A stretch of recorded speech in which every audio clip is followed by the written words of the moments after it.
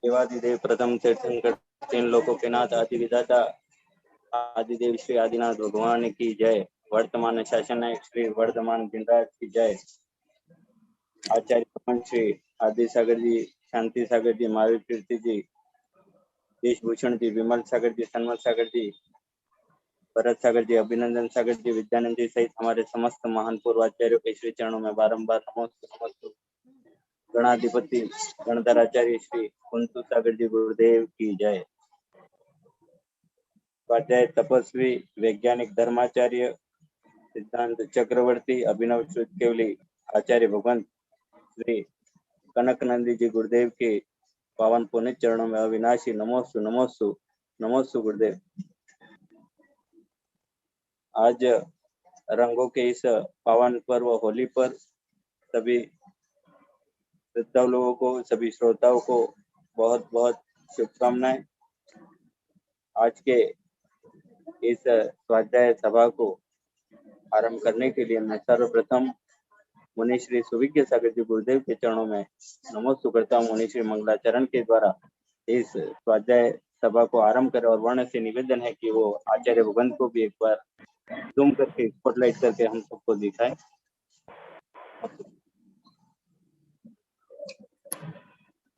नमोस्तु भगवान, नमोस्तु भगवान, नमोस्तु गुरुदेव। जय बोलो अनंतानंत सिद्ध परमेष्टि भगवान की जय। मेरी आवाज आ रही है? हाँ भगवान आ रही है। जय बोलो अनंतानंत गुण संपन्न आदि ब्रह्म वृषभनाथ भगवान की जय। जिनवाणी सरस्वती माता की जय। जय बोलो परम पूज्य गणाधिपति गणधराचार्य श्री कुंतु सागर जी गुरुदेव की जय। जय बोलो परम पूज्य उपसर्ग जय आचार्य भगवंत श्री कनक नंदी जी गुरुदेव की जय। सत्य सनातन जैन धर्म की जय। समस्त संत वृंद की जय। प्रिय धर्मात्मन, अभी होली का पर्व चल रहा है। होलिका की पूर्व संध्या पर मैंने आपको एक कविता सुनाई थी। आज पुनः होली के इस पावन पर्व पर, होली का अर्थ ही है पावन होना, पवित्र होना, लेकिन उसके साथ पावनता के साथ कुछ अपावनता भी आई है। वो आचार्य भगवंत इस कविता के माध्यम से बता रहे हैं, जो आज के इस अवसर पर मंगलाचरण के रूप में प्रस्तुत है। आप लोग ध्यान से सुनेंगे, बहुत आनंद आएगा। इसका शीर्षक है अभी की होली पावनता के साथ अपावनता भी लाई है। होली आई रे होली आई रे, उस प्रेम उत्साह की शिक्षा को लाई रे। होली आई रे होली आई रे, होली आई रे होली आई रे, प्रेम उत्साह की शिक्षा को लाई रे। ऋतु मधु की सुंदरता लाई रे, ऋतु मधु की सुंदरता लाई रे, विहंगम की मीठी ध्वनि लाई रे, विहंगम की मीठी ध्वनि लाई रे। होली आई रे होली आई रे, प्रेम उत्साह की शिक्षा को लाई रे। शीत ऋतु की शीत भगाई रे, शीत ऋतु की शीत भगाई रे, ग्रीष्म ऋतु की गर्मी न आई रे, ग्रीष्म ऋतु की गर्मी न आई रे। वसंत बायार संग लाई रे, वसंत बयार संग लाई रे, पित्त विकार को भी भगाई रे, पित्त विकार को भी भगाई रे। होली आई रे होली आई रे, प्रेम उत्साह की शिक्षा को लाई रे। गेहूं चने की नई फसल लाई रे, गेहूं चने की नई फसल लाई रे, होला खाने की प्रसन्नता लाई रे, होला खाने की प्रसन्नता लाई रे, रंग गुलाल की वर्षा लाई रे, रंग गुलाल की वर्षा लाई रे, प्रेम पिचकारी की सीकर उड़ाई रे, प्रेम पिचकारी की सीकर उड़ाई रे, होली आई रे होली आई रे, प्रेम उत्साह की शिक्षा को लाई रे, अभी तो विपरीतता भी लाई रे, अभी तो विपरीतता भी लाई रे, फैशन व्यसन की विकृति लाई रे, फैशन व्यसन की विकृति लाई रे, उद्दंड अश्लीलता भी लाई रे, उद्दंड अश्लीलता भी लाई रे, वैरत्व बदला भावना लाई रे, वैरत्व बदला भावना लाई रे, होली आई रे होली आई रे, प्रेम उत्साह की शिक्षा को लाई रे, प्रेम उत्साह की शिक्षा को लाई रे, प्रदूषण फिजूल खर्ची भी लाई रे, प्रदूषण फिजूल खर्ची भी लाई रे, पावन नहीं अपावन को लाई रे, पावन नहीं अपावन को लाई रे, होली हो गई अभी दुखियारी रे, हो गई होली हो गई अभी दुखियारी है, कनक हे पावन तालाओ भाई हे, कनक हे पावन तालाओ भाई हे, होली आई रे होली आई रे, प्रेम उत्साह की शिक्षा को लाई रे, प्रेम उत्साह की शिक्षा को लाई रे, प्रेम उत्साह की शिक्षा को लाई रे, होली आई रे होली आई रे। ये कविता आचार्य भगवंत की प्रसाद गांव में वर्ष 2013 में धुलेंडी पूर्णिमा के दिन ही सृजित हुई थी, जो आज आपके समक्ष प्रस्तुत की गई। और इस कविता का मंगलाचरण मैंने आज किया है होली के उपलक्ष्य में। हमें यह भी दृष्टिगत रखना है, हर विषय के दो पहलू होते हैं, नेगेटिव पॉजिटिव। होली का अर्थ ही है कि हम में बंधुत्व बढ़े, प्रेम, भाईचारा, सहयोग, परोपकार बढ़ाने के लिए और सब में पवित्रता लाने के लिए ही ये होली है, उसका नाम ही होली। लेकिन कुछ अपावनता भी आई है, उस ओर भी आचार्य भगवंत ने इस कविता के माध्यम से सबका ध्यान आकर्षित किया है। और मैं आपको एक बात बताना चाहता हूं कि साधु संतों की सदैव ही होली दिवाली होती है। मराठी में एक कहावत है, संत येती घरा तोची दिवाली दसरा। इसका अर्थ है जहां भी संत रहते हैं वहां सतत होली और दीपावली होती है। आप लोग भी अनुभव करते हैं, आचार्य भगवंत के दीर्घ प्रवास में आपने अनुभव कर लिया, और प्रतिदिन आप वेबिनार के माध्यम से जो भी ज्ञानार्जन कर रहे हैं, जो भी स्वाध्याय कर रहे हैं, धर्म श्रवण कर रहे हैं, वो सबसे बड़ी होली है, प्रतिदिन ही होली है। आचार्य भगवंत पे इतनी बड़ी दुर्घटना, इतना बड़ा संकट, इतना बड़ा उपसर्ग और परिचय आने पर भी आचार्य भगवंत किस माध्यम से समता में रहे हैं, वो तो मैं आगे आपको कविता के माध्यम से बताऊंगा। लेकिन अभी इस संदर्भ के अनुसार, इस मंगलाचरण के संदर्भ के अनुसार बता रहा हूं कि आचार्य भगवंत सदैव ही आत्म विकास में लगे रहते हैं, ऐसी पावनता की होली निरंतर खेलते रहते हैं।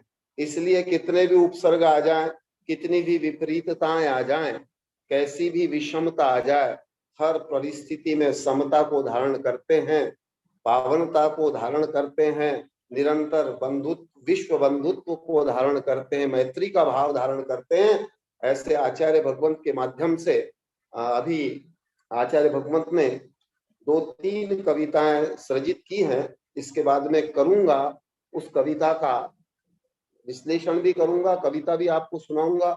उसके पूर्व संभवतः यहाँ पर जयंत चित्तोड़ा बैठे हुए। ये जयंत चित्तोड़ा आचार्य भगवंत के बहुत प्राचीन शिष्य हैं। उदयपुर के आचार्य भगवंत के चातुर्मास प्रवासों में हमारे जयंत चित्तोड़ा जो MBA भी हैं और अच्छी पोस्ट पर भी हैं, इनके पूरा परिवार बहुत धार्मिक, आचार्य भगवंत श्री संघ के प्रति सदैव समर्पित रहने वाले जयंत चित्तोड़ा हैं। इनका एक आलेख गुरुदेव के साहित्य में भी छपा हुआ है। इन्होंने अपने शैक्षणिक जीवन का अनुभव उसमें लिखा था कि इन्होंने मैनेजमेंट की जब पढ़ाई की तो मैनेजमेंट के नाम पर क्या पढ़ाया जाता है आदि अनेक ऐसे अनुभव इन्होंने अपने उस आलेख के माध्यम से प्रस्तुत किए थे। ऐसे जयंत चित्तोड़ा, जयंत आनंदी लाल जी चित्तोड़ा आज उपस्थित हैं। यहाँ पर भी अभी कुछ दिन पूर्व दर्शन के लिए इनके पिताजी और ये आए थे। और ऐसे जयंत चित्तोड़ा को मैं यहाँ पर बुलाता हूँ, वो आए और अपने भावाभिव्यक्ति से, अपने आचार्य भगवंत के प्रति अनुभवों से सभी प्रतिभागियों को लाभान्वित कराएं और जो भी अपना विनयांजलि है, भावांजलि है, संवेदना है, वो प्रस्तुत करके और सबको लाभान्वित कराएं। ऐसे जयंत चित्तोड़ा। नमस्ते गुरुदेव। आचार्य श्री कनकनंदी जी और संपूर्ण संघ को मेरा बारंबार नमस्ते। यहाँ पर काफी समय हो गया, मैं गुरुदेव से थोड़ा सा अलग चला गया था दूसरी तरफ, लेकिन इस वेबिनार के माध्यम से जो मुझे पुनः जोड़ने का गर्वजन ने जो जोड़ा मुझे, और उसके लिए मैं उनको बहुत बहुत धन्यवाद देना चाहूँगा, ताकि आगे जाके भी मुझे गुरुदेव का आशीर्वाद और उनकी बातें, उनका ज्ञान मुझे निरंतर प्राप्त होता रहेगा इस वेबिनार के माध्यम से। और मैं चाहूँगा कि इस तरह का वेबिनार ये हमेशा चालू रहे, इसको किसी भी वजह से रुके नहीं है। मैं आप सभी लोगों को इतना ही बताना चाहूँगा कि आचार्य कनकनंदी जी को मैं सिर्फ अपना गुरु ही नहीं मानता, मैं मानता हूँ कि अगर वर्तमान समय में अगर कोई धर्म तीर्थ की स्थापना करने वाला अगर तीर्थंकर इस धरती पर है, तो वो मैं आचार्य कनकनंदी जी को ही मानता हूँ।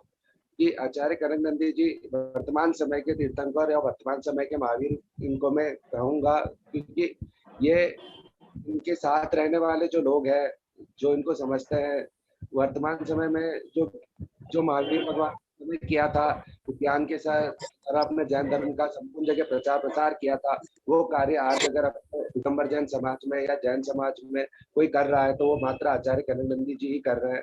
न तो इनके अलावा और कोई भी साधु इस तरह से अपने धर्म की व्याख्या नहीं कर सकता कि अपने धर्म को विज्ञान के तर्ज पर खरा उतार के संपूर्ण विश्व में प्रसारित करने का काम कोई अन्य साधु नहीं करता। ये इसीलिए इनको तीर्थंकर मैं कहता हूँ कि यही धर्म तीर्थ की स्थापना कर रहे हैं, यही युवाओं को और बच्चों को और नई पीढ़ी को विज्ञान के माध्यम से धर्म को बताकर अपने धर्म का जो वास्तविक स्वरूप है उनको प्रदान कर रहे हैं, ताकि अपने धर्म को और अपने जिन शासन की जो बातें हैं, जिनवानी की जो बातें हैं, वो पुनः जीवित रहे और युगों युगों तक इनके माध्यम से हमेशा चलती रहेगी। जो शास्त्र गुरुदेव लिखते हैं, इन शास्त्रों के माध्यम से वो हमारे बीच में हमेशा रहेगा। तो उसके लिए मैं इनको बोलता हूँ। और दूसरी चीज, गुरुदेव के अंदर पता नहीं कुछ एक अजीब सी बात जो मैं महसूस करता हूँ, वो यही है कि उस दिन भी मैं दर्शन करने आया था, उससे पहले भी मम्मी के साथ आया था, पर स्थिति ऐसी बनी थी कि मम्मी के साथ जब आया था तब बात नहीं हो पाई थी और हमें पूरा निकलना पड़ा था। शायद उस दिन बात हो जाती था, दिन कुछ और होते, लेकिन ठीक है, अभी भी मैं आया उसी वजह से था और बात हुई। 2 मिनट की बात हुई थी, पर उस 2 मिनट की बात के बाद में जब वापस लौटा अगर, तो रास्ते में मेरे को वापस से मेरे दोस्तों के और सबके फोन आए, बोले क्या हुआ, कैसा रहा गुरुदेव के साथ तेरा, तेरी कुछ बात हुई क्या, तेरे को कुछ समझ में आया क्या, कैसे क्या। तो बस मेरे मुंह से एक ही चीज निकली कि मेरा काम हो गया और अभी मैं बहुत खुश हूँ। मतलब एक अजीब सी शांति मेरे दिमाग को जो पिछले 1-1.5 साल से नहीं मिल रही थी, वो मात्र दर्शन करके 2 मिनट इनसे बात करने के बाद अजीब सी एक शांति प्राप्त हुई मुझे। और वो मुझे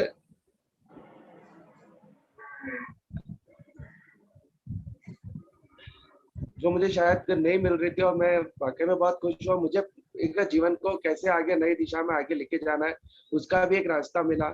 हर वक्त हर मुसीबत में गुरुदेव साथ होते हैं तो मैं हमेशा मजबूत रहता हूँ। मैं कभी नहीं टूटता। मेरी लाइफ में बहुत प्रॉब्लम आया, अच्छे बुरे दिन सब देखे मैंने, लेकिन मैं नहीं टूटता। तो उसके पीछे का एक ही कारण है कि मेरा विश्वास, कि मेरे को हर बुरे टाइम पे या हर एक ऐसी जब भी तकलीफ होती, मुझे आचार्य श्री की तस्वीर ही नजर आती है। और मैं अपने आप आगे उठ के खड़ा होता हूँ, मैं अपने आप आगे बढ़ता जाता हूँ। तो यही कहना चाहूंगा कि हमें गुरुदेव से लगातार ज्ञान इस वेबिनार के माध्यम से प्राप्त होता रहे, ताकि हम भी जो आपसे सीखे वो आगे जाके दूसरों को हम बता सके और सिखा सके। यही मैं, इसीलिए मैं गुरु को एक बार पुनः धन्यवाद देना चाहूंगा कि उसने मेरे को इस ग्रुप में जोड़ा, और ताकि मेरे को गुरुदेव का ज्ञान प्राप्त हो सके। नमस्ते गुरु।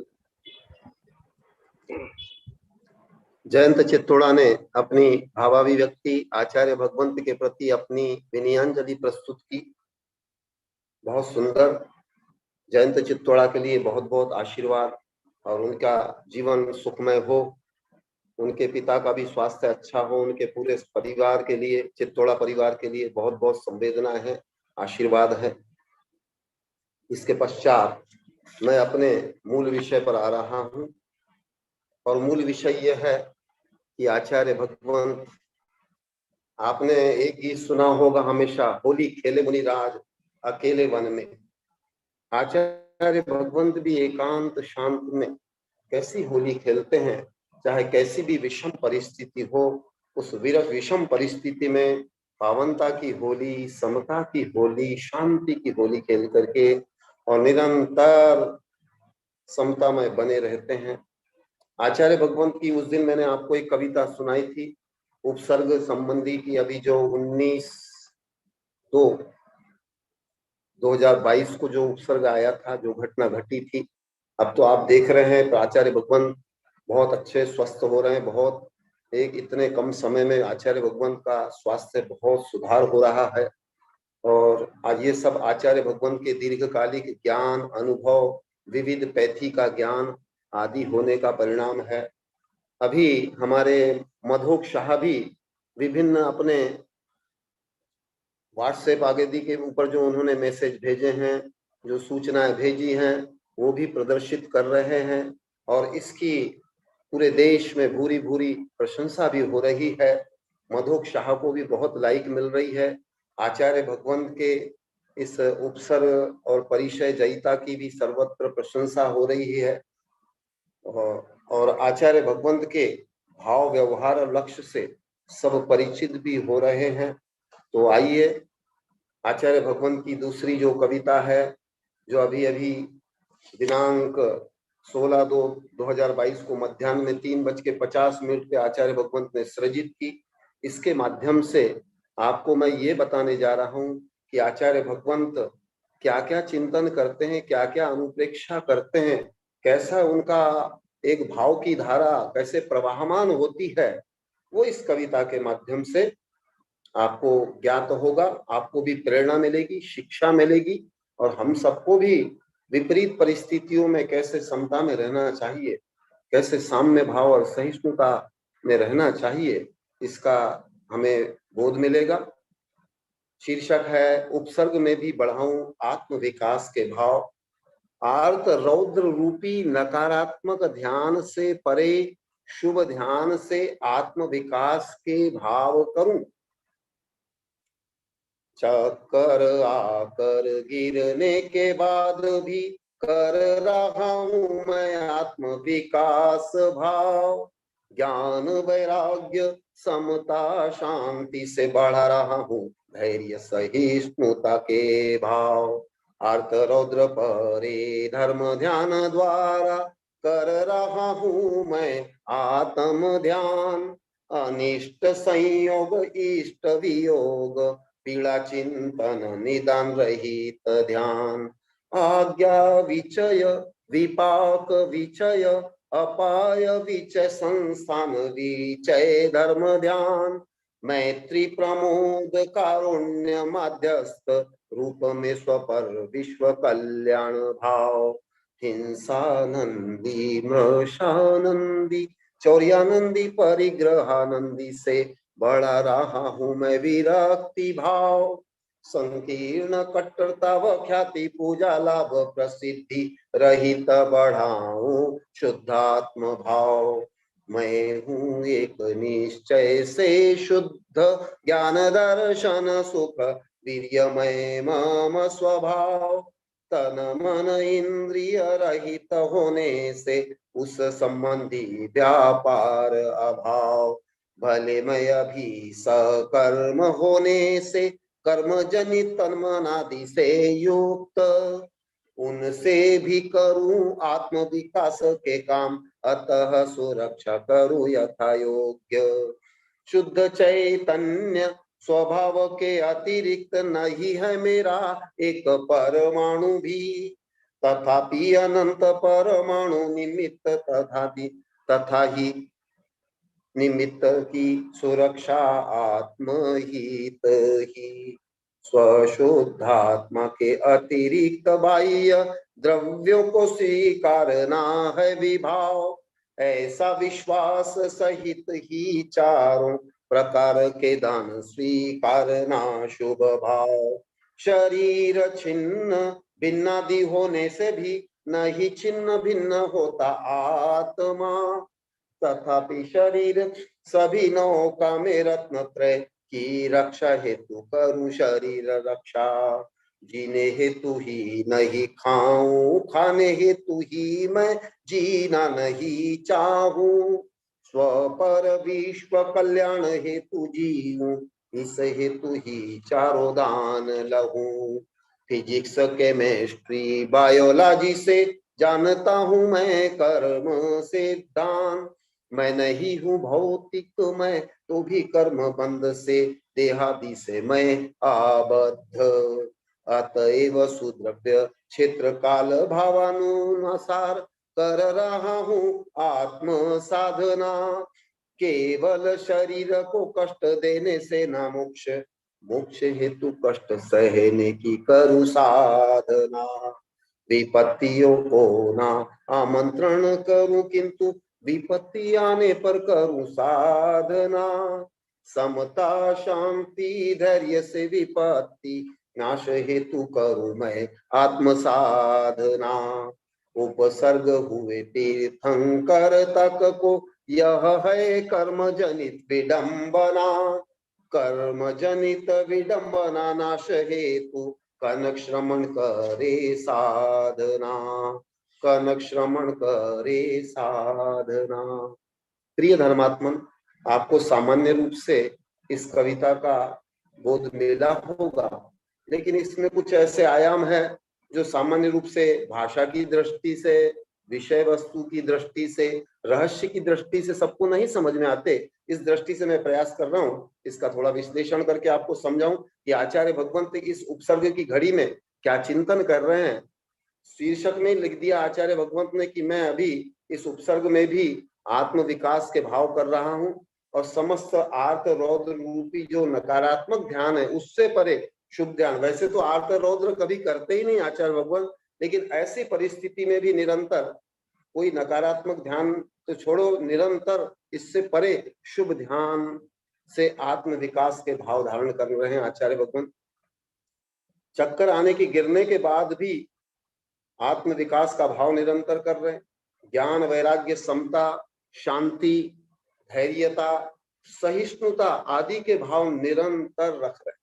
वैसे तो आपको बता दूं कि आचार्य भगवंत इन सब भावों से सदैव ही भावित रहते हैं, सदैव ऐसे बिल्कुल आत्मिक भाव ही करते हैं, अनात्म भाव कुछ रखते ही नहीं। आर्त रौद्र परे धर्म ध्यान द्वारा कर रहा हूं मैं आत्म ध्यान, और अनिष्ट संयोग इष्ट वियोग पीड़ा चिंतन निदान रहित ध्यान।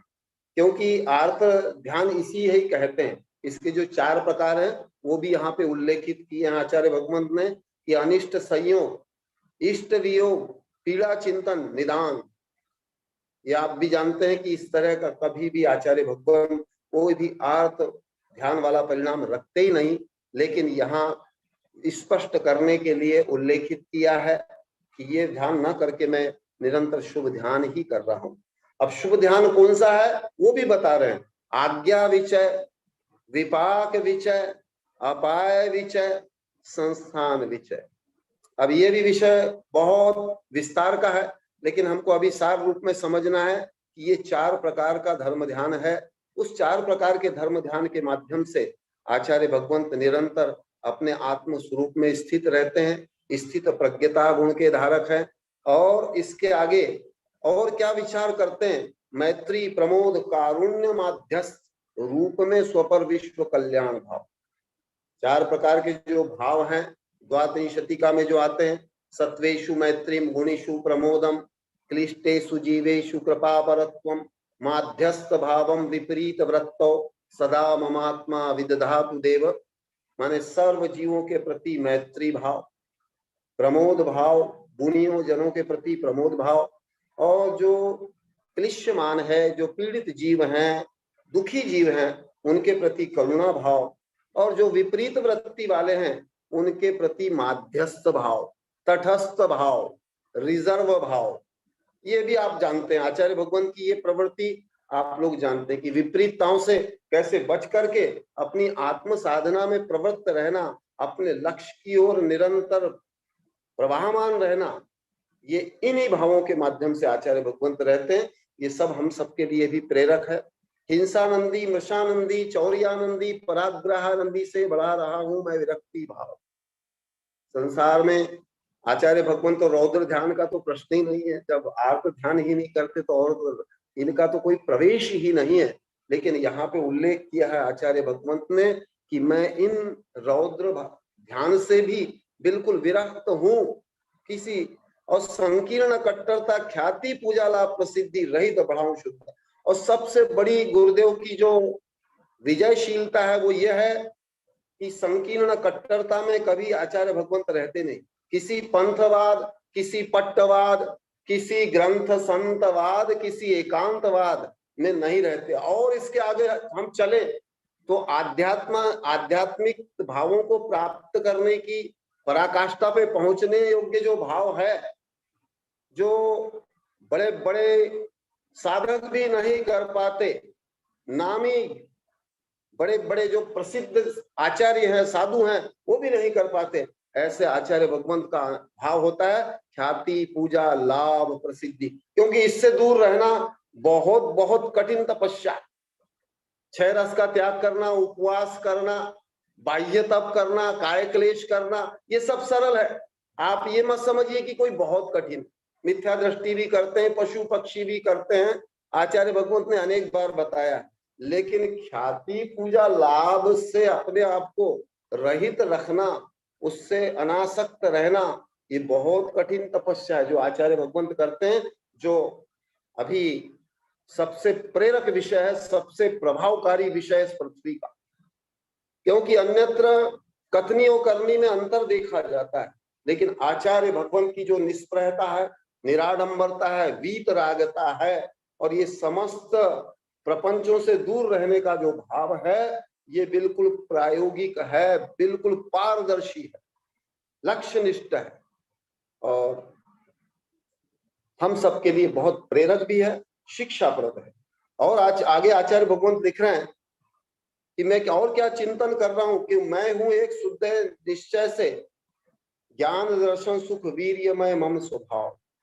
मैं निश्चय से शुद्ध ज्ञान दर्शन सुख वीर्य स्वभावी हूं।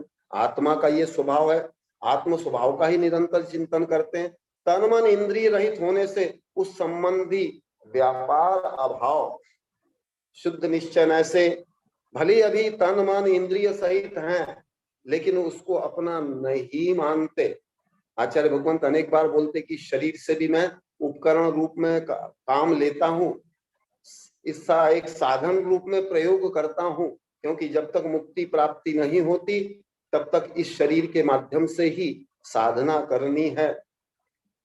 लेकिन उस संबंधी भी जो व्यापार है, आप लोग देखते होंगे आचार्य भगवान कितने स्थित प्रज्ञ रहते हैं, किसी प्रकार की मानसिक कोई चंचलता नहीं, शरीर शारीरिक हलन चलन नहीं, तो ओजस्विता तेजस्विता सब कुछ होते हुए, वाग्मिता होते हुए भी शरीर से भी किसी प्रकार का ऐसा कोई कुसंचालन नहीं, कोई उसका कुप्रयोग नहीं।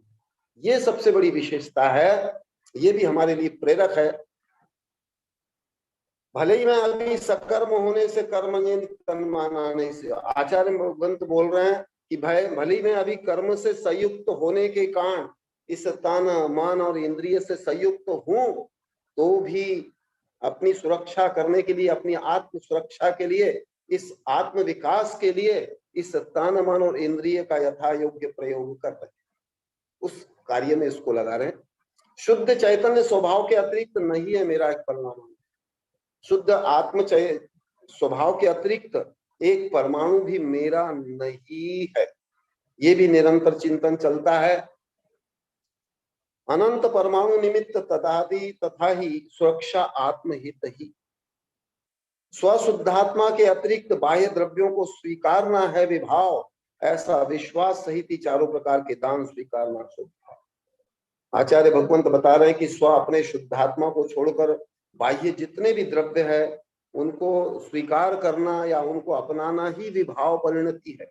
उस विभाव से बचने हेतु ही, ऐसे विश्वास के साथ में ही आचार्य भगवंत चारों प्रकार के दानों को स्वीकार करते हैं।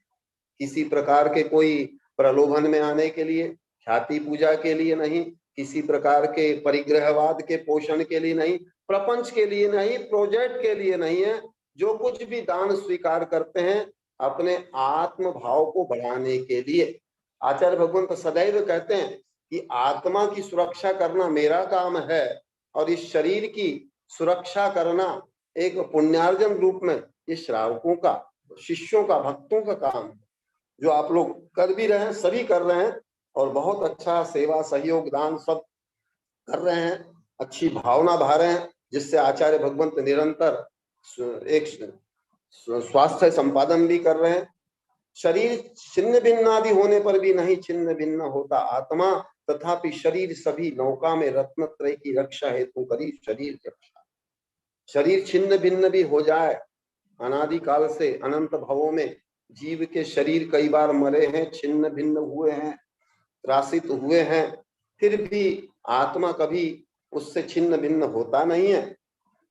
लेकिन इस शरीर के माध्यम से अभी इस मनुष्य भाव में इस रत्नत्रय की सुरक्षा करनी है, अपने आत्म भाव की सुरक्षा करनी है।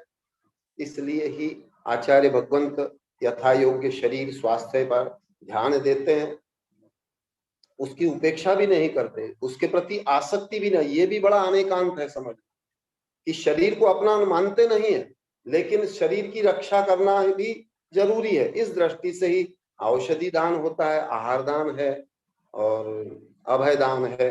ये सब जो भी है इस शरीर की सुरक्षा करते हुए उस साधना को करना है, इसके लिए शरीर रक्षा करते हैं। जीने हेतु ही नहीं खाऊं और खाने हेतु नहीं जीना चाहूं। सामान्यतः ऐसी लोकोक्ति है कि खाने के लिए जीने के लिए खाते हैं, खाने के लिए नहीं जीते। गुरुदेव बोलते हैं कि मैं जीने के लिए भी नहीं खाता हूं और मैं खाने के लिए भी नहीं जीता हूं, दोनों ही है। सिर्फ स्व पर विश्व कल्याण हेतु मैं जीवन जीऊं, इस हेतु ही चारों प्रकार का दान स्वीकार करते हैं। ये भी भाव इस कविता के माध्यम से आचार्य भगवंत प्रकट कर रहे हैं, जो बहुत प्रेरक है। इससे आगे हम चलते हैं और चिंतन कहां तक जाता है। आचार्य भगवंत कितना गहन सूक्ष्म चिंतन करते हैं, जो आज इस पृथ्वी पे बड़े बड़े मनोवैज्ञानिकों से लेके अनेक आचार्य साधु संतों में ऐसा इतना उच्चतम भाव प्राप्त होना आज दुर्लभ है। क्योंकि ऐसे उत्तम श्रेष्ठ आध्यात्मिक भाव को छोड़कर सारी विभाव की कथा, सांसारिक कथाएं, राग द्वेषात्मक कथाएं अन्यत्र धर्म के नाम पर ही सुनने को मिलती है। परिग्रहवाद का पोषण, लोभ कषाय का संवर्धन, यही सर्वत्र दिखता है। लेकिन इन सब दंड फंदों से आचार्य भगवंत दूर रह करके प्राचीन से प्राचीन और आधुनिक से आधुनिक स्वरूप, आपको एक अनेकांतमय स्वरूप आचार्य भगवंत का देखने को मिलता है। आचार्य भगवंत आध्यात्मिक संत होते हुए भी, एक निष्प्रय संत होते हुए भी भौतिक विज्ञान को जो जानते हैं, बड़े बड़े भौतिक विज्ञानी आने कर बोलते हैं गुरुदेव हम तो ऐसा कभी चिंतन में नहीं आता, हमारा शोध यहाँ तक कभी नहीं पहुंचा। तो इसी दृष्टि से मैं बता रहा हूँ, आचार्य भगवंत बोल रहे हैं कि मैं भले फिजिक्स भी जानता हूँ, केमिस्ट्री भी जानता हूँ, बायोलॉजी भी जानता हूँ, यहाँ तक कर्म सिद्धांत भी जानता हूँ, और ये भी जानता हूँ कि मैं बिल्कुल भौतिक मैं नहीं हूँ, क्योंकि कर्म बंध से होने से, कर्म सहित होने से इस देहादि से मैं आबद्ध हूँ, इस देह से मैं सहित हूँ। ये भी आचार्य भगवंत बता रहे हैं। और अतएव मैं सुद्रव्य क्षेत्र काल भावानुसार कर रहा हूं आत्मसाधना। इसलिए आचार्य भगवंत अपने योग्य द्रव्य क्षेत्र काल भाव को के अनुरूप अपनी आत्म साधना कर रहे हैं। केवल शरीर को कष्ट देने से ना मोक्ष, मोक्ष हेतु कष्ट सहने की करूं साधना। शरीर को केवल कष्ट देना ही से कोई मोक्ष नहीं होने वाला है, लेकिन मोक्ष हेतु कष्ट सहना भी पड़ता है। देखो कैसा अनेकांत, शरीर को हम अनावश्यक कोई कष्ट में नहीं डालेंगे, लेकिन कष्ट सहना भी पड़ता है। कोई ऐसी विपरीत परिस्थिति आती है, इसीलिए 22 परिचय बताए गए हैं और जो उपसर्ग है वो सहना पड़ता है साधक को। आचार्य भगवान भी सहन कर रहे हैं। विपत्तियों को ना आमंत्रण करूं किंतु विपत्ति आने पर करूं साधना। आचार्य भगवान तो आप देखते हैं कितना सुरक्षित रहते हैं, हर प्रकार से बिल्कुल प्रदूषण रहित स्थान, धूल धुआं ना हो, ट्रैफिक ना हो, ध्वनि ना हो, शोर ना हो, ये सब दृष्टिगत रखते हुए ऐसे स्थान का चयन करते हैं कि बिल्कुल गांव हो, जंगल हो, पर्यावरण बिल्कुल शुद्ध हो, भावना भक्ति अच्छी हो, वहां पर आचार्य भगवंत प्रवास करते हैं। आप सब लोग जानते हैं आचार्य भगवंत ने जहां जहां भी प्रवास किया है सब एकांत में, और विशेषतः 25 वर्षों से तो इस मेवाड़ बागड़ के ग्रामों में, जंगल में, छोटे छोटे स्थानों में एक एक परिवार में आचार्य भगवंत श्री संघ का चातुर्मास और प्रवास हुआ है। ये सब यही बता रहा है कि आचार्य भगवंत को किसी भीड़ की अपेक्षा नहीं है, किसी प्रकार के परमुखापेक्षिता नहीं है, परावलंबन नहीं है। तो विपत्ति पर आना आमंत्रण करूं कि विपत्ति आने पर करूं साध। इसलिए ये सब इसलिए करते हैं कि विपत्तियों से बचे रहे, क्योंकि भीड़ में रहना भी एक बड़ी विपत्ति है। प्रदूषण रहित, प्रदूषण वाले स्थानों में रहना ये भी एक बड़ी विपत्ति है, लेकिन उन विपत्तियों से बचने के लिए रहते हैं। इसके बाद भी कर्मोदय से कोई यदि ऐसी विपत्ति आती है तो उसको समता के साथ में सहन करने की साधना कर रहे हैं। समता शांति धैर्य से विपत्ति नाश हेतु करो आत्म साधना। और आत्मा की साधना इसलिए आचार्य भगवान बोल रहे हैं कि मैं इसलिए कर रहा हूं समता शांति और धैर्य को, कि ये सारी विपत्ति नाश हो जाए, सारी दोष नष्ट हो जाए, सारा अनात्म भाव है वो नष्ट हो जाए, ये इसके लिए आत्म साधना कर रहे हैं। उपसर्ग हुए तीर्थंकर तक को यह मैं कर्म जनित विडंबना। आचार्य भगवंत बोलते हैं कि ये मेरे साथ हो गया, ऐसा कुछ नया नहीं है। ऐसे उपसर्ग तीर्थंकरों पर भी हुए और कर्म जनित विडंबना नाश हेतु, ये सब कर्म की विडंबना है, उसको नाश करने के हेतु ही मैं साधना कर रहा हूं। इस कविता के माध्यम से आचार्य भगवंत ने ये अपना अनुभव सुनाया। ये इसलिए सुना रहा हूं कि ये सबकी अभी जिज्ञासा है, सबके मन में ऐसा एक उत्सुकता है कि आचार्य भगवंत ऐसी विपरीत परिस्थिति में भी कैसे समता में साधना कर रहे हैं, ये सब लोग जानना चाहते हैं। वो जानने के लिए आप लोगों के लिए आचार्य भगवंत की ही सृजित कविता के माध्यम से उनका अनुभव मैंने सुनाया है। हाँ, इसके बाद में हमारे मधुक शाह, जो जिनको आप सब जानते हैं, हमारी इस वेबिनार के कर्ता वही हैं अभी, उनका ही बहुत बड़ा सहयोग, बहुत बड़ा उनकी अनुमोदना, उनकी आचार्य भगवंत के प्रति समर्पण, सेवा और जैन धर्म और गुरु देवशास्त्र गुरु की प्रभावना को वैश्विक स्तर पर, अंतरराष्ट्रीय स्तर पर पहुंचाने के लिए प्रयत्नरत है। ऐसे शाह मधो जैन चित्री वाले अभी पत्रिका पढ़कर सुनाएंगे। अभी सूचना यहाँ पर आकर के हमारे कुमार वर्ण जैन छोटे हमारे ब्रह्मचारी जी ने दी है, तो इसके पश्चात मधोक शाह आए और जो पत्रिका है वो पढ़कर सुनाएं, जिससे सब आप लोगों को भी सूचना प्राप्त हो। उसके बाद यथा समय मैं आचार्य भगवंत की दूसरी कविता से आपको लाभान्वित कराऊंगा। तो प्रस्तुत हो जाएं मधोक शाह।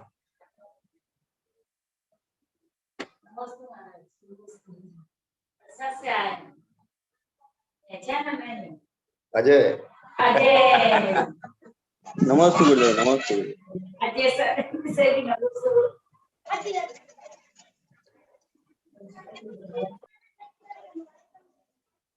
बोलिए देवादिदेव प्रथम तीर्थंकर तीन लोकों के नाथ से आदिनाथ भगवान की जय। अभी कल ही जैनाचार्य की जो ममता अनिल जी गांधी द्वारा जो जैनाचार मासिक पत्रिका निकलती है और इस मार्च महीने की महावीर जयंती के उपलक्ष्य में आने वाले अप्रैल के अंक के लिए जो पत्रिका छपी है उसमें यह आलेख आया है, उसको मैं पढ़ के भी अभी सुनाऊंगा।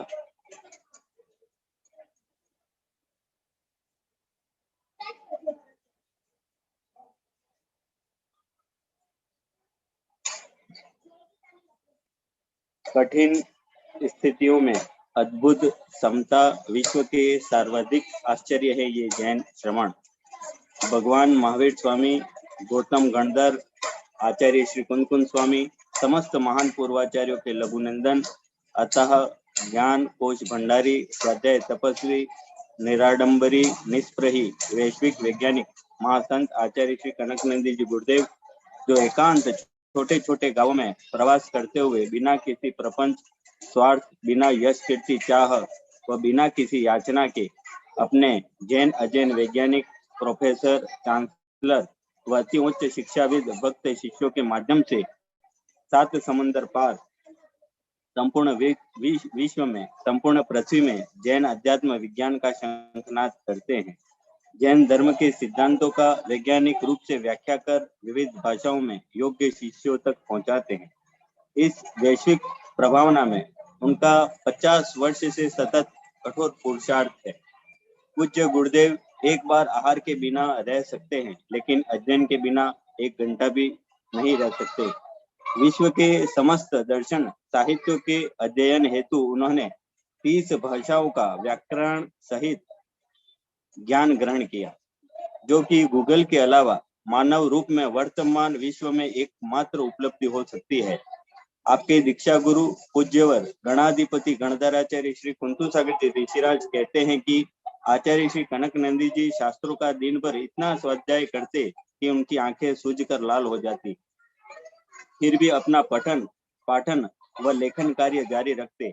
आज भी गणधराचार्य श्री कुंतु सागर जी के पास जाकर कोई परिचय देता है कि मैंने धर्म की शिक्षा आचार्य श्री कनकनंदी जी से पाई है, तो वे तुरंत कहते कि तुमने अपने जीवन को निखारने के लिए सर्वोत्तम हीरा चुना है।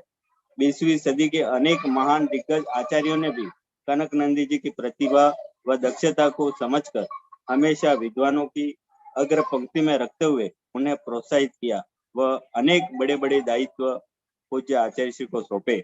आचार्य श्री कनकनंदी जी गुरुदेव ने नंदी संघ के आचार्य श्री देवनंदी जी, आचार्य पद्मनंद जी सहित अनेक आचार्य लगभग 300 संतों को नमोकार से समय सार 6 ढाला से धवला जय धवला की शिक्षा का बीजोरोपण किया। हाल ही में इसके बारे में गुरुदेव के शिष्य आचार्य श्री देवनंदी जी ने भी हम सबको बताया था कि कैसे उन्होंने आचार्य श्री कनकनंदी जी ने उनको नमोकार से समय सार व 6 ढाला से जय धवला तक की संपूर्ण शिक्षा उनको प्रदान की। किस तरह का अनुशासन था, किस तरह की उनकी शिक्षा पद्धति थी, इसके बारे में आचार्य देवनंदी जी ने भी हम सबको विस्तार से बताया था। 50 वर्ष के इस भागीरथ पुरुषार्थ में आचार्य भगवंत के इस शरीर पर पित्त का भारी प्रकोप बढ़ा, जिससे शरीर की ऐसी गंभीर स्थिति बनी जो लाखों लोगों में किसी एक को होती है। उन्हें अत्यधिक गर्मी, पसीना, कफ बना रहता है, जो सामान्य व्यक्ति के लिए सहन करना असंभव है।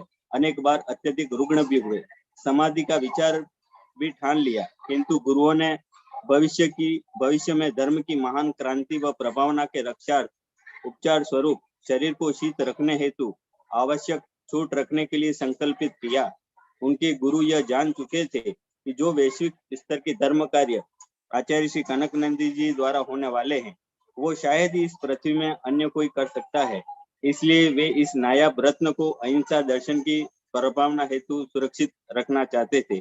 यहाँ मैं आचार्य श्री कनकनंदी जी गुरुदेव का उल्लेख कर रहा हूँ, इसलिए उसमें विशेष रूप से आचार्य श्री देशभूषण जी, वात्सल्य रत्नाकर आचार्य श्री विमल सागर जी, गणाधिपति गणधराचार्य श्री कुंतु सागर जी, मर्यादा शिष्योत्तम आचार्य श्री भरत सागर जी, आचार्य श्री अभिनंदन सागर जी एवं प्रथम गणिनी आर्यिका श्री विजयमती माता जी। इन 6 संतों का विशेष रूप से आचार्य भगवान के इस महान जीवन पर अनंत उपकार रहा है। आचार्य श्री के शारीरिक विषम स्थिति में योग्य आहार ही उत्तम औषधि है, जिसमें अध कच्चा अध पका आहार के वक्त गैस की बदबू शरीर को तत्काल अस्वस्थ कर देता है। कई बार तो चक्कर आकर अंतराय भी हो जाती है। ऐसे में विगत 25 वर्षों से धर्म सूर्य रूपी आचार्य श्री के शरीर के लिए यह मेवाड़ वागड़ क्षेत्र व यहाँ के श्रावकों की उनके प्रति योग्य पद्धति ने रत्नतय साधना में कुशलता प्रदान की, जिससे कि 20वीं सदी के महान पूर्वाचार्यों ने जो भी आकलन विश्वास उनकी विलक्षण क्षमता पर किए थे वो अक्षर अक्षर खरे उतरे। निश्चित रूप से हमें यह भी बताया कि किस प्रकार 1980 में पूर्व जब गुरुदेव का पूरा संघ गोमटेश्वर में गया हुआ था, तब आचार्य भगवान शुल्लक अवस्था में थे, लेकिन उसके बाद भी जहाँ पे देशभूषण जी, विद्यानंद जी, विमल सागर जी जैसे बड़े बड़े संत थे, उस शुल्लक अवस्था में भी आचार्य श्री कनकनंदी जी को सबसे अग्रभाग में बिठाया जाता था। गुरुदेव के पैर में चोट होने पर उनको पैर सीधा रखना पड़ता था। ऐसी अवस्था में भी गुरुदेव के मन में ये संकोच होता कि इतने बड़े आचार्यों के सामने मैं कैसे पैर रख के बैठूंगा, लेकिन सभी गुरुओं की ऐसी आज्ञा होती थी कि कनकनंदी जी आप सबके बीच में और आगे आकर बैठोगे। ये निश्चित रूप से उन गुरुओं का आचार्य श्री कनकनंदी जी पे भरपूर विश्वास और उनके भविष्य में होने वाली इस महान धर्म प्रभावना का उनका एक आकलन था। हाल ही के इसी फरवरी माह में आचार्य श्री के शरीर को वायरल फीवर हुआ। पुनर्वास कॉलोनी के श्रावकों की उत्तम सेवा, वैयावृत्ति, आहार, औषधि से स्वास्थ्य में सुधार हुआ। 18 फरवरी को केशलोचन उपवास हुआ, किंतु 19 फरवरी की शाम 6 बजे किसी को ज्ञात नहीं था कि बीपी हाई होगा। उसी दौरान अपने ही कक्ष में आते वक्त अचानक मुंह के बल पूज्य गुरुदेव गिर पड़े, जिससे द्वार की निचली चौखट से गुरुदेव की आंख के ऊपर व नीचे नाके के पास अत्यंत गहरी व पैर पर हल्की चोटें आ गई। गुरुदेव के मुख पर घाव व बहते हुए रुधिर की धार देखकर गुरु भक्त युवा बालक वर्ण को तो चक्कर आ गए। श्रावकों में हलबली सी मच गई। सभी अत्यंत चिंतित हो उठे, लेकिन गुरुदेव अत्यंत समता भाव से इस भारी पीड़ा में भी सहज मौन ही थे। आयुर्वेदिक चिकित्सक ने जब टाके लगाने के लिए उस हिस्से को शून्य करने की औषधि लगाने की आज्ञा मांगी, तो गुरुदेव ने मौन पूर्वक इशारों से मना करते हुए कहा कि बिना शून्य किए ही लगाओ। तब वह चिकित्सक बोला, स्वामी लगभग 6 टाके लगाने हैं, सूजन भी अत्यंत भारी है, पूरा मुंह सूज चुका है, वेदना को सहन करना असंभव है। तो गुरुदेव ने मौन खोलकर सिर्फ इतना कहा कि यही तो आत्मा व शरीर का भेद विज्ञान है, आप बिना शून्य किए जो भी टाके लेना है ले लो। चिकित्सक ने कांपते हुए हाथों से गंभीर घाव पर कुल 6 टाके लिए। टाके लेने के बाद भी, जब ये मासूम वर्ण हमें बताते हैं कि टाके लेने के बाद भी जब टाके ले रहे थे, सभी श्रावक आश्चर्य पड़ रहे थे कि इतना शरीर, इतना चेहरा सूजा हुआ है, इतने चेहरे पे घाव है, रुधिर निकल रहा है और डॉक्टर टाके ले रहा बिना शून्य किए। और टाके लगने के बाद गुरुदेव इशारों से आईना दर्पण मांगते हैं। उस दर्पण में देखते हुए गुरुदेव कहते हैं कि टाके बराबर लिए कि नहीं लिए। तो हम सब वहां पे मौजूद सभी लोग आश्चर्य में हो जाते हैं कि ऐसा जो आत्मबल कैसे हो सकता है। टाकों के बाद चेहरा और ज्यादा सूज गया। उसके बाद भी लगभग 5 घंटों तक हल्का हल्का रुधिर निकलता रहा, ब्लड प्रेशर हाई व यूरिन में भी रुकावट रही, लेकिन गुरुदेव पूर्ण समता भाव से मौन थे। इस दरमियान लगभग 11 बजे तक हम स्वयं भी गुरुदेव के पास ही थे। ये जो बात का जो संपूर्ण विषय है उसमें मैं खुद प्रत्यक्षदर्शी था। ऐसी भयानक विषम स्थिति में भी आचार्य श्री ने रात भर उनके समीप रुकने वाले श्रावकों को इशारों से क्रमशः शास्त्र बोलते हुए पढ़ने की आज्ञा दी, क्योंकि सब जानते हैं आचार्य कनकनंदी जी सबके बिना रह सकते हैं पर अध्ययन के बिना नहीं। इसलिए गुरुदेव हमेशा कहते हैं कि मैं जिनवाणी माँ का दुग्ध पान करता हूँ। शास्त्रों में मुनियों पर उपसर्ग के समय समता परिणामों की हजारों कथाएं हमने पढ़ी है, लेकिन हम तो पूज्य गुरुदेव में ऐसे परिणामों की विशुद्धि अभी प्रत्यक्ष देख रहे हैं। साथ ही धन्य है पुनर्वास कॉलोनी की संपूर्ण समाज जैन पुनर्वास कॉलोनी के श्रावक जन धन्य है। डॉक्टर निमेश, डॉक्टर सुश्री आशीष जैन, वर्ण, मासूम, अभय, पराग व खुशी जैसे समस्त युवा जो ऐसे महागुरु की चिकित्सा सेवा वैयावृत्ति द्वारा अनंत अनंत पुण्य का संचय कर रहे हैं, क्योंकि मेरे जैसे हजारों भक्त सुशिष्य पूज्य और आचार्य श्री कनकनंदी जी गुरुराज की सेवा वैयावृत्ति से होने वाले स्वाभाविक अतिशय पुण्य को सहजता से अनुभव कर चुके हैं।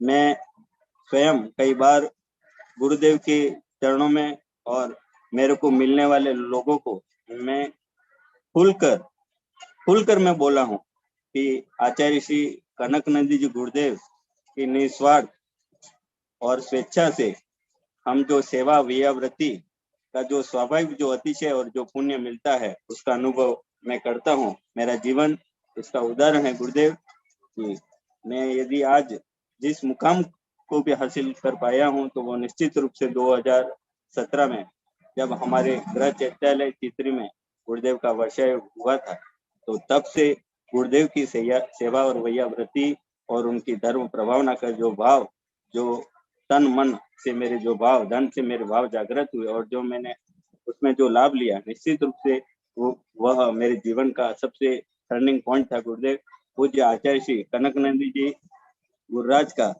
स्वस्थ व दीर्घायु होना विश्वव्यापी जैन दर्शन के लिए अत्यंत आवश्यक है, क्योंकि संपूर्ण पृथ्वी में उनके द्वारा संपादित हो रहे मौन कार्य वर्तमान में अन्य किसी के द्वारा संभव नहीं है। यह निश्चित रूप से जब गुरुदेव को यह चोट की सूचना पूरे विश्व में जब प्रसारित हुई, चैनल महालक्ष्मी के द्वारा, जिनागम धर्मसार अक्षय जैन के द्वारा, शरद जी द्वारा, उसके बाद देश विदेश के अनेक जो बड़े बड़े वैज्ञानिक हैं, प्रोफेसर है, चांसलर है, उनके नियमित रूप से कॉल आए। उन्होंने गुरुदेव के स्वास्थ्य के ऊपर उन्होंने गंभीर अपनी चिंता व्यक्त की। हर जगह प्रार्थनाओं का दौर चला, लेकिन उन सब से भी बढ़कर जो था वो गुरुदेव का एक अटूट आत्मबल। हम गुरुदेव, मैं स्वयं इतना जानता हूँ कि इतना महसूस करता हूँ कि ज्ञान और धर्म वेद विज्ञान की जो विषय है वो एक मोबाइल में भी मिल सकता है, रोबोट कंप्यूटर में भी हो सकता है। जैसे गुरुदेव ने हमको कई बार बताया कि बोलने वाले व प्रवचन करने वाला तो ये मोबाइल भी है, कंप्यूटर भी है, लेकिन इनको जो आत्मसार करने वाले हैं, उनको प्रत्यक्ष रूप में जो दिखते हैं वो हमारे दिगंबर ये महामुनि हैं, हमारे पंच परमेश के भगवान हैं, हमारे ये जीवन जो हमारे साधक है, चाहे इस भारत देश में भ्रमण कर रहे हमारे समस्त ये आचार्य उपाध्याय साधु भगवंत हैं, उसमें आचार्य श्री कनकनंदी जी गुरुदेव का जो उनकी जो निष्प्रता है, जो उनकी निराडंबरता है, जो उनकी साधना है, जो उनकी आत्म साधना है, वो वाकई में जो आगम में बताया है, जिस तरह की जो गुरुदेव बोलते हैं वो हमें देखने को मिलती है। नमोस्तु गुरुदेव, नमोस्तु गुरुदेव, नमोस्तु। हम सबके आराध्य श्रद्धा के सुमेरु जगत गुरु पूज्यवर आचार्य श्री कनकनंदी जी गुरुदेव के श्री चरणों में अविनाशी नमोस्तु, नमोस्तु। बहुत सुंदर मधोक शाह ने आचार्य भगवंत की एक प्रकार से संक्षेप में पूरी जीवनी सुना दी, विशेषताएं बता दी, अच्छा गुणानुवाद किया। और वैसे भी मधोक शाह आचार्य भगवंत के इन गुणों का सम्यक मूल्यांकन करके और उसको सारे विश्व स्तर पे जो प्रसारित कर रहे हैं, उसके लिए मधोक शाह के लिए बहुत बहुत आशीर्वाद है, धन्यवाद है। अब चूंकि हमारे पास 5-6 मिनट का समय है, इसलिए मैं आचार्य भगवंत की एक मुनिश्री नमोस्तु मुनिश्री। हाँ, आशीर्वाद मुनिश्री। मैं एक विषय थोड़ा मैं और इसमें जोड़ना चाहता हूँ मुनिश्री। हाँ, बोलो कि गुरुदेव जिस तरह मैंने कई पुस्तकों में पढ़ा, विशेषकर ये जो महासभा की आती थी जीर्णोद्वार वाली पत्रिका, उसमें एक आलेख आता था गोमटेश्वर बाहुबली में, जब चंद्रगुप्त महामुनिराज वहां पे साधना करते थे तो वहां पे कोई श्रावक नहीं था, पर देवतागण वहां की व्यवस्था अपना आप संभालते थे। तो गुरुदेव आज जब आचार्य भगवान श्री कनकनंदी जी गुरुदेव अभी इस पुनर्वास कॉलोनी में है, तो निश्चित रूप से ये पुनर्वास कॉलोनी समाज की जो सेवा है, और उसमें भी ये मनीष जी टीना पंचोरी का जो परिवार है, उनकी जो सेवा है, उनकी जो वैयावृत्ति है, उनका जो बालक वर्ण, मैं कहूँगा कि नियमित रूप से वो इस 23 महीनों में गुरुदेव का ये 25 महीनों का जो पुनर्वास कॉलोनी में जो प्रवास है, उनमें जो सबसे बड़ा एक महान पुण्यशाली जीव, एक भव्यात्मा जिनको मैं समझता हूँ, तो ऐसे हमारे बालक ये वर्ण, मनीष टीना पंचोरी, खुशपाल जी ब्रह्मचारी जी, आशा देवी जी, दीपिका जी, नगिन जी शाह, सज्जन लाल जी, ऐसे अनेक अनेक श्रावक जो अपने जीवन को, अपने इस भाव को सार्थक कर रहे हैं, उन सबके इस पुण्य की मैं अनंत अनंत बार अनुमोदना करता हूँ। जिस तरह से चंद्रगुप्त महामुनिराज के लिए देवताओं ने जो एक जंगल में मंगल जैसा व्यवस्था, एक सेवा की थी, उसी तरह की सेवा आज ये लोग, ये श्रावक कर रहे हैं। उनके पुण्य की, उनकी सेवा की मैं अनंत बार अनुमोदना करता हूँ। नमस्ते। नमस्ते। बहुत सुंदर। मधोक शाह का बहुत सुंदर अनुमोदना का भाव है। वो अपने स्वगुण भी समझ रहे हैं और उनके अंचल वासियों के भी गुण समझ रहे हैं, और विशेषतः कॉलोनी का जो गुणगान कर रहे हैं। वास्तव में कॉलोनी में जो क्रांति हो रही वो अद्भुत है, अपने आप में एक अद्वितीय है, पूरे भारत में एक अपने आप में आदर्श रूप है। यहाँ पर जैसी भावों की, गुणों की, ज्ञान की क्रांति हो रही है, ऐसी अन्यत्र दुर्लभ है। भाव को यदि विशुद्धि देखना हो तो कोई भी आकर के इस कॉलोनी में आकर देख सकता है, और जिसका उदाहरण अभी टीना, मनीष जैन, हमारे कुमार वर्ण जो हमारे छोटे ब्रह्मचारी है, इनका आप भाव देख लें, इनका विकास देख लें, ये सब बहुत अद्भुत है, अपने आप में बहुत सुंदर उपलब्धि है। और ये उपलब्धि आचार्य भगवंत के महान आध्यात्मिक भावों के कारण हो रही है। तो मैं आपको, कम समय बचा है, आचार्य भगवंत की सिर्फ कविता का पाठ करके बता रहा हूँ। बहुत सुंदर कविता है। उपस्वर्ग में स्व अनंत वैभव का ध्यान। आचार्य भगवंत अपने आत्म स्वरूप के अनंत वैभव का ध्यान कैसे करते हैं, इस कविता के माध्यम से आप श्रवण कीजिए। इसका विश्लेषण फिर बाद में करेंगे।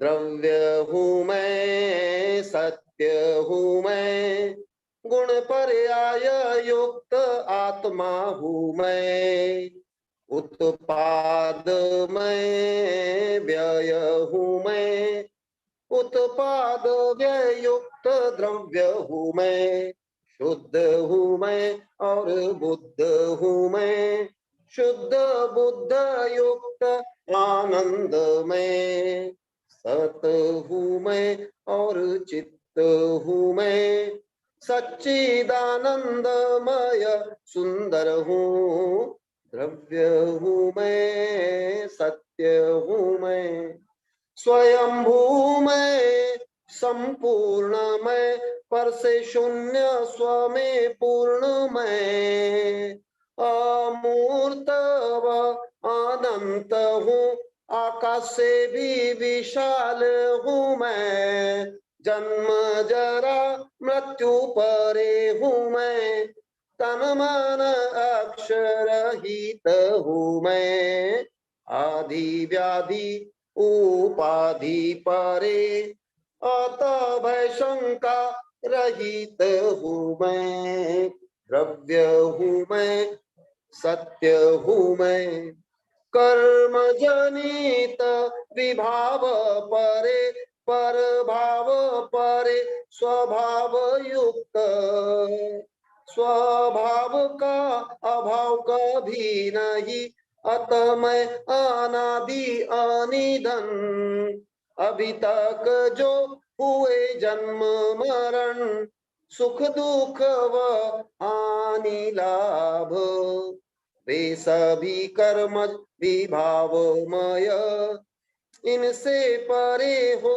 नाम लक्ष्य, द्रव्य हूँ मैं, सत्य हूँ मैं, लक्ष्य प्राप्ति हेतु करूं प्रयत्न, विभाव पर भाव अतः मम अलक्ष्य, अतः स्वशुद्धात्मा में ही ध्यान, इस हेतु ही करूं ज्ञानार्जन, बाह्य तप त्याग इस हेतु करूं, सांसारिक लाभ का नहीं लक्ष्य, दुख क्षय कर्म क्षय बोधि लाभ, समाधि मरण जिन गुण संपत्ति लक्ष्य, द्रव्य हूँ मैं, सत्य हूँ मैं, इसके अतिरिक्त सभी पाया आनंद, आहर भय मैथुन परिग्रह संयोग, क्रोध मान माया लोभ निमित्त, भक्ष भक्षक शत्रु मित्र निमित्त, इससे जो दुख हुए अनंत, उसके अनंत वा भाग अभी है दुख, आत्म उपलब्धि हेतु सहन करूं, कनक शुद्ध बुद्ध आनंद वरूं, द्रव्य हूँ मैं और सत्य हूँ मैं, गुण पर्याय युक्त आत्मा हूँ मैं, उत्पाद में व्यय हूँ मैं, उत्पाद व्यय युक्त द्रव्य हूँ मैं, शुद्ध हूँ मैं और बुद्ध हूँ मैं, द्रव्य हूँ मैं और सत्य हूँ मैं। प्रिय धर्मात्मा, ये कविता आपको एक अनुप्रेक्षा की दृष्टि से आचार्य भगवंत के उच्च आध्यात्मिक चिंतन का जो विषय है, एक कविता के माध्यम से आपको सुनाया। ये विषय तो आचार्य भगवंत के लिए वर्षों का विषय है, इस विषय का पूरा विस्तार करने बैठेंगे तो, लेकिन आपको सार संक्षेप रूप में कविता के माध्यम से सुनाया। और आचार्य भगवंत की कविताओं का भी हमको महत्व समझते चलना है। भले समझ में नहीं आता है पूरा, ये तो बिल्कुल सत्य है, भाषा की दृष्टि से, विषय वस्तु की दृष्टि से और रहस्य की दृष्टि से तो और कठिन है, लेकिन कठिन होते हुए भी हमारे लिए एक बड़ा सौभाग्य है कि आचार्य भगवंत अपने अनुभवों को एक काव्यांजलि के माध्यम से प्रस्तुत करके हमको लाभान्वित करते हैं, और हमको कम से कम एक ऐसा चिंतन प्राप्त हो रहा है कि हमें कौन सा भाव, कैसे भावों को भावित करना चाहिए ऐसे। और विशेषतः आप लोग सभी आचार्य भगवंत के इस भाव पक्ष से बहुत प्रभावित हैं, आचार्य भगवंत के आध्यात्मिक समता युक्त भावों से प्रभावित हैं, इसलिए ऐसी कविताओं का श्रवण आप ज्ञानार्जन की दृष्टि से भी करें और अपने अनुप्रेक्षा भावना की दृष्टि से भी करें। इसी भावना के साथ जय बोलो परम पूज्य उपसर्ग जयी वैश्विक दृष्टि संपन्न आचार्य भगवंत श्री कनक नंदी जी गुरुदेव की जय। जिनवाणी स्तुति गुरु। हाँ, बोधि समाधि परिणाम शुद्धि स्वात्मोपलब्धि शिव सौख्य सिद्धि, चिंतामणिं चिंतत वस्तुदाने त्वां वन्द्यमानस्य ममास्तु देवी, त्वां वन्द्यमानस्य ममास्तु देवी। सर्वे भवन्तु सुखिनः, सर्वे सन्तु निरामया, सर्वे भद्राणि पश्यन्तु, मा कश्चित् दुःखमाप्नुयात्, मा कश्चित् दुःखमाप्नुयात्। ओम शांति शांति शांति। जय बोलो परम पूज्य शांति समता के धारक आचार्य भगवान श्री कनक नंदी जी गुरुदेव की जय। आचार्य भगवंत के लिए 3 भक्ति 3 योग पूर्वक नमोस्तु नमोस्तु नमोस्तु नमोस्तु नमोस्तु नमोस्तु गुरुदेव।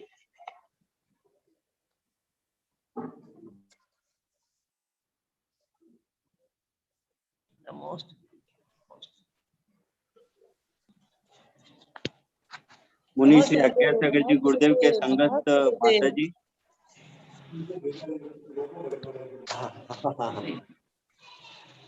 अभी समाप्त हो गया, अभी समाप्त हुआ। वो वेबिनार डेली चलती है, आप लोग भी सुना करो। हाँ,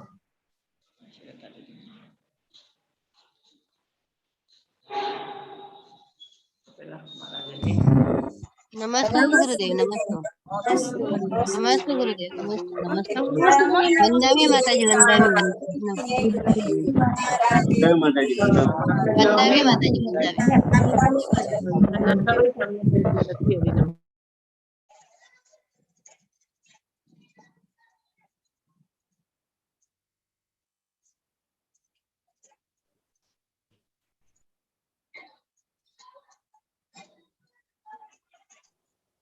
नमस्ते गुरुदेव, नमस्ते। आवाज नहीं चाहिए। नमस्ते गुरुदेव। आपका स्वास्थ्य रखते थे ठीक है गुरुदेव? नमस्ते। नमोस्तु भगवान, नमोस्तु भगवान, नमोस्तु। जयकारा गुरुदेव का, जय जय गुरुदेव। एंड कर दो मीटिंग।